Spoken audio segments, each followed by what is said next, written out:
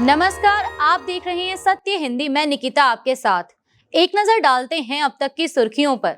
बिहार विधानसभा चुनाव से पहले सभी राजनीतिक दलों ने निष्पक्ष चुनाव की मांग की है। मुख्य चुनाव आयुक्त ज्ञानेश कुमार के नेतृत्व में भारतीय चुनाव आयोग का प्रतिनिधि मंडल राज्य के दौरे पर है और विभिन्न दलों के नेताओं से मुलाकात कर रहा है। आरजेडी नेता तेजस्वी यादव ने कहा कि उनकी पार्टी ने आयोग के सामने अपने सुझाव रखे हैं और उन्हें उम्मीद है कि इस बार चुनाव निष्पक्ष होंगे।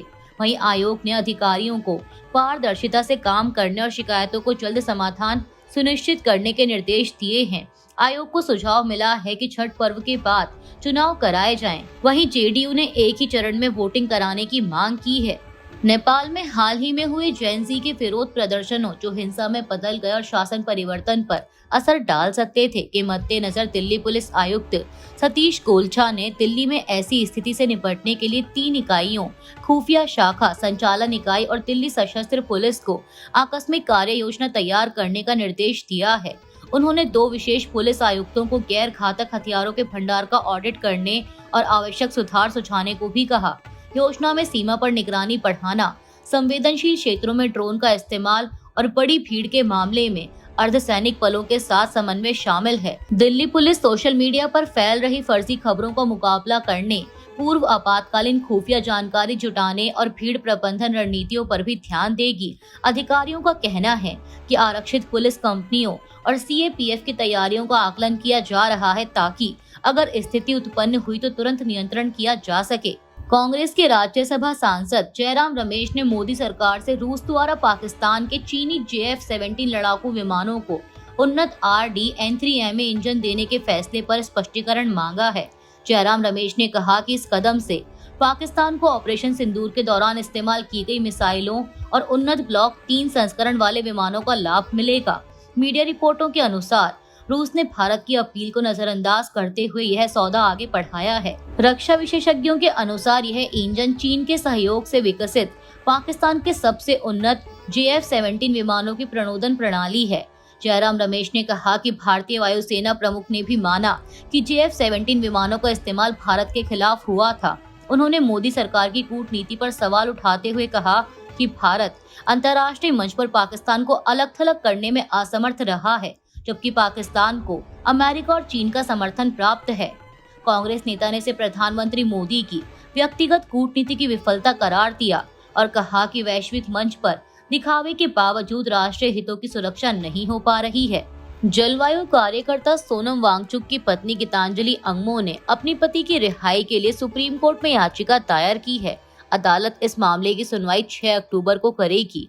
वांगचुक को राष्ट्रीय सुरक्षा अधिनियम यानी NSA के तहत हिरासत में लेकर राजस्थान की जोधपुर सेंट्रल जेल भेजा गया है। उन पर आरोप है कि उन्होंने लद्दाख में हिंसक विरोध प्रदर्शन भड़काए, जिनमें 4 लोगों की मौत हुई और 80 से अधिक लोग घायल हुए थे। गीतांजलि ने कहा कि उन्हें अपने पति की सेहत और हिरासत के कारणों की कोई जानकारी नहीं दी गई है। उन्होंने केंद्र सरकार और गृह मंत्रालय पर लद्दाख पुलिस के दुरुपयोग का आरोप लगाया और कहा कि लद्दाख के लोगों पर अत्याचार हो रहा है। उन्होंने यह भी कहा कि डीजीपी एक एजेंडे के तहत काम कर रहे हैं ताकि छठी अनुसूची की मांग को दबाया जा सके। अंगमो ने वांगचुक की तत्काल रिहाई के लिए राष्ट्रपति, प्रधानमंत्री और गृह मंत्री को ज्ञापन भी सौंपा है। गीतांजलि ने एक्स पर एक पोस्ट में लिखा कि क्या भारत सचमुच आजाद है। 1857 में 24,000 अंग्रेजों ने महारानी के आदेश पर 30 करोड़ भारतीयों पर अत्याचार करने के लिए 1,35,000 भारतीय सिपाहियों का इस्तेमाल किया था। आज गृह मंत्रालय के आदेश पर 1 दर्जन प्रशासक 2400 लद्दाखी पुलिस का दुरुपयोग करके 3 लाख लद्दाखियों पर अत्याचार कर रहे हैं। कांग्रेस नेता राहुल गांधी इन दिनों लैटिन अमेरिका के 4 देशों कोलंबिया, ब्राजील, पेरू और चिली के दौरे पर हैं। शनिवार 4 अक्टूबर को उन्होंने कहा कि आशा की एक सार्वभौमिक भाषा है और सम्मान व लोकतंत्र के लिए लड़ाई हर जगह एक जैसी है। राहुल गांधी ने अपने YouTube चैनल पर कोलंबिया के छात्रों और कलाकारों से मुलाकात की तस्वीरें साझा की और बताया कि यह यात्रा गर्मजोशी, आनंद और विचारों से भरी रही। उन्होंने कहा कि कोलंबिया और पेरू के युवाओं की क्रिएटिविटी और साहस प्रेरणादायक है। राहुल गांधी अपनी यात्रा के दौरान राजनीतिक नेताओं, छात्रों और व्यापारिक समुदायों से मिलेंगे। कांग्रेस ने कहा कि यह दौरा भारत और दक्षिण अमेरिका के बीच लोकतांत्रिक, रणनीतिक और आर्थिक संबंधों को मजबूत करने में अहम भूमिका निभाएगा और वैश्विक दक्षिण के साथ भारत की साझेदारी को नई दिशा देगा। बरेली में आई लव मोहम्मद पोस्टर विवाद के बाद हुई हिंसा पर डीआईजी अजय कुमार साहनी ने कहा कि पोस्टर असली मुद्दा नहीं थे, बल्कि पिछले शुक्रवार की बड़ी सभा में पथराव और हिंसा के बाद कार्रवाई करनी पड़ी। पुलिस ने अब तक 83 लोगों को गिरफ्तार किया है, जिनमें इत्तेहाद मिल्लत काउंसिल के प्रमुख मौलाना तौकीर रजा भी शामिल हैं, जिन्हें मुख्य साजिशकर्ता बताया गया है। 10 एफआईआर दर्ज हुई और जांच के लिए 13 सदस्यीय एसआईटी बनाई गई। हिंसा में शामिल आरोपियों के खिलाफ प्रशासन ने कार्रवाई करते हुए डॉक्टर नफीस के स्वामित्व वाले रजा पैलेस को अवैध निर्माण बताकर तोड़ दिया। इस बीच समाजवादी पार्टी नेता माता प्रसाद पांडे को बरेली जाने से रोक दिया गया, जिस पर समाजवादी पार्टी और भाजपा के बीच तीखी बयानबाजी हुई। डीआईजी ने कहा कि लोग अपने घरों पर पोस्टर लगा सकते हैं, लेकिन सभा या मार्च की अनुमति नहीं होगी। फाइनेंशियल टाइम्स की एक रिपोर्ट के अनुसार पाकिस्तान ने अमेरिका को बलूचिस्तान के पासनी शहर में अरब सागर पर नया बंदरगाह बनाने का प्रस्ताव दिया है, जिसकी लागत लगभग 1.2 अरब डॉलर बताई जा रही है। यह बंदरगाह भारत के चाबहार पोर्ट से सिर्फ 300 किलोमीटर दूर होगा। बताया जा रहा है कि पाकिस्तानी सेना प्रमुख आसिम मुनीर के सलाहकारों ने इस प्रस्ताव को अमेरिकी राष्ट्रपति ट्रंप के सामने रखा। योजना के तहत अमेरिका को पाकिस्तान के खनिजों तक पहुंच के लिए एक टर्मिनल बनाने और चलाने की अनुमति दी जा सकती है। यह प्रस्ताव ऐसे समय आया है जब हाल ही में मुनीर और प्रधानमंत्री शहबाज शरीफ ने ट्रंप से मुलाकात की थी। पाकिस्तान चाहता है कि अमेरिका रेल नेटवर्क के विकास में भी निवेश करे, जिससे खनिज समृद्ध क्षेत्रों को बंदरगाह से जोड़ा जा सके। यह कदम चीन के ग्वादर बंदरगाह के समानांतर एक अमेरिकी विकल्प के रूप में देखा जा रहा है, जिस पर भारत भी करीबी नजर रख रहा है। पूर्व भारतीय कप्तान सुनील गावस्कर ने कहा है कि शुभमन गिल जल्द ही तीनों फॉर्मेट टेस्ट, वनडे और टी20 के कप्तान बन सकते हैं। उन्होंने बताया कि एशिया कप में गिल को उप कप्तान बनाया गया था, जिससे यह स्पष्ट संदेश मिलता है कि भविष्य में उन्हें टी20 टीम की कप्तानी भी मिल सकती है। गावस्कर ने ऑस्ट्रेलिया के खिलाफ वनडे टीम की घोषणा के बाद इंडिया टुडे से बात करते हुए कहा कि उन्हें शुभमन को कप्तानी सौंपने पर कोई आश्चर्य नहीं हुआ। उन्होंने कहा कि 2027 के वनडे वर्ल्ड कप को ध्यान में रखते हुए यह निर्णय लिया गया है।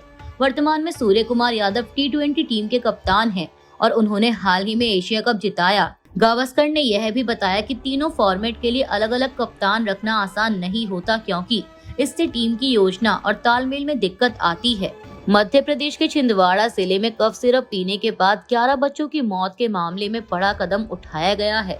पुलिस ने सरकारी डॉक्टर प्रवीण सोनी, दवा कंपनी श्रीसन फार्मास्यूटिकल्स के संचालकों और अन्य जिम्मेदार लोगों के खिलाफ एफआईआर दर्ज की है।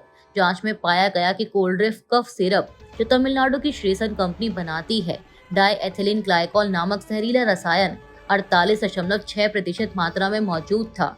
यह रसायन कूलेंट के रूप में इस्तेमाल होता है और बच्चों के लिए बेहद खतरनाक माना जाता है। अगस्त से सितंबर 2025 के बीच परासिया ब्लॉक में कई बच्चों ने यह सिरप पीने के बाद किडनी फेल होने की शिकायत दी, जिनमें से 11 की मौत हो गई।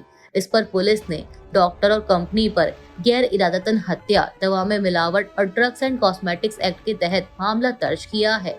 तमिलनाडु सरकार भी इस मिलावटी सिरप की जांच कर रही है। अमेरिका के राष्ट्रपति डोनाल्ड ट्रंप ने कहा है कि इस्राइल गजा में पीछे हटने की शुरुआती सीमा रेखा पर सहमत हो गया है और यह प्रस्ताव हमास के साथ साझा किया गया। ट्रंप ने बताया कि जैसे ही हमास इस प्रस्ताव को मंजूरी देगा, गजा में तुरंत युद्ध विराम लागू कर दिया जाएगा और बंधकों व कैदियों की अदला बदली शुरू हो जाएगी। उन्होंने कहा कि इसके बाद गजा से पीछे हटने के दूसरे चरण की तैयारी की जाएगी, जिससे तबाही के अंत के करीब पहुंचा जा सकेगा। ट्रंप ने यह भी बताया कि इस्राइल ने शांति प्रक्रिया के तहत बमबारी रोक दी है, जिसके लिए उन्होंने इस्राइल की सराहना की और हमास से जल्दी कदम उठाने की अपील की। शुक्रवार को हमास ने अमेरिकी शांति प्रस्ताव की कुछ शर्तों, जिनमें बंधकों की रिहाई शामिल है, पर सहमति जताई थी, लेकिन कुछ अहम बिंदुओं पर अभी भी वार्ता जारी है। इस्राइल के प्रधानमंत्री बेंजामिन नेतन्याहू ने कहा है कि उन्हें उम्मीद है कि आने वाले कुछ दिनों में गजा में रखे गए इस्राएली बंधकों की रिहाई की घोषणा की जाएगी। टीवी पर जारी एक वीडियो संदेश में नेतन्याहू ने कहा कि हमास को हथियार डालने होंगे और गजा में कोई भी सेना नहीं रहेगी। यह चाहे आसान हो या मुश्किल, लेकिन जरूर होगा। मीडिया रिपोर्ट्स के मुताबिक सोमवार से मिस्र में दोनों पक्षों के बीच युद्ध विराम पर अप्रत्यक्ष वार्ता शुरू होने वाली है। अभी के लिए इतना ही। बाकी की देश दुनिया की बड़ी खबरों के लिए जुड़े रहिए सत्य हिंदी के साथ। Copyright disclaimer under Section 107 of the Copyright Act 1976. Allowance is made for fair use for purposes such as criticism, comment, news reporting, scholarship, and research. Fair use is a use permitted by copyright statute that might otherwise be infringing.